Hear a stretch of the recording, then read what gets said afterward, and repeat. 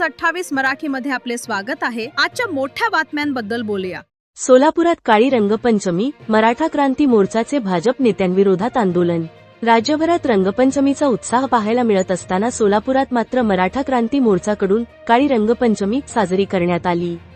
सोलापूर महापालिकेत मराठा समाजाला महापौर पदाची संधी डावलल्याचा आरोप करत भाजपच्या स्थानिक नेत्यांविरोधात हे आंदोलन करण्यात आले।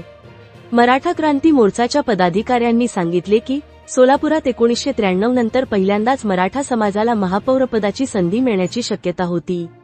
मात्र भाजपच्या स्थानिक नेत्यांनी ही संधी मराठा समाजाला न देता स्वतःच्या नातेवाईकांना दिल्याचा आरोप त्यांनी केला। यामुळे मराठा समाजात नाराजी व्यक्त होत असून त्याच्या निषेधार्थ काळी रंगपंचमी साजरी करण्यात आली। मराठा क्रांती मोर्चाचे समन्वयक राम जाधव यांनी माध्यमांशी बोलताना सांगितले की सोलापूर महापालिकेत 2.5 वर्षांच्या कार्यकाळापैकी किमान 1.25 वर्षे मराठा समाजाला महापौरपद द्यावे, तसेच जिल्हा परिषदेतही कुणबी मराठा समाजाला अध्यक्षपद द्यावे अशी आमची मागणी आहे। या मागण्या मान्य न झाल्यास सोलापूरसह राज्यभरात आंदोलन उभारण्यात येईल असा इशाराही त्यांनी दिला।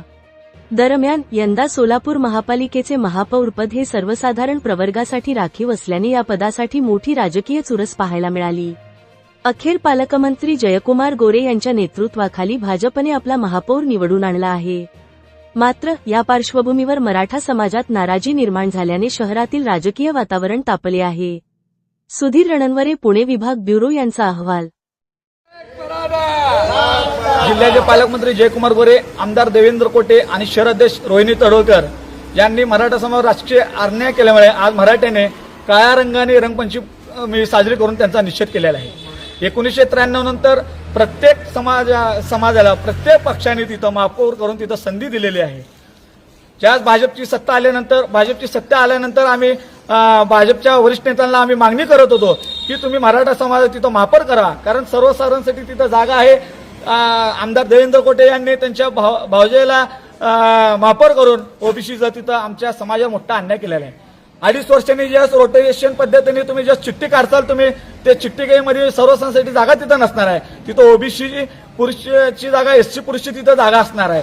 आमची भाजपच्या वरिष्ठ नेत्यांना आमची मागणी आहे की हे एकतर विनायक कोंडेल यांचा तुम्ही महापौर पदाचा राजीनामा घ्यावा आणि मराठा समाज तिथं महापौर करावा, किंवा जिल्हा परिषदचं जे अध्यक्ष आहे 1.25 वर्षासाठी कुणबी मराठाचा तुम्ही अध्यक्ष करावा आणि विनायक कोंडेल यांचा 1.25 वर्षाचा कार्यकाळ संपल्यानंतर 1.25 वर्षाचं तुम्ही मराठा समाजाचा महापौर करावा। तुम्हाला लोकसभेला मतपेटीतून मराठ्यांनी तिथं उत्तर दिलं आहे, विधानसभेला मराठा समाज तुमच्या सोबत होतो म्हणून तुम्ही सत्तेत आला।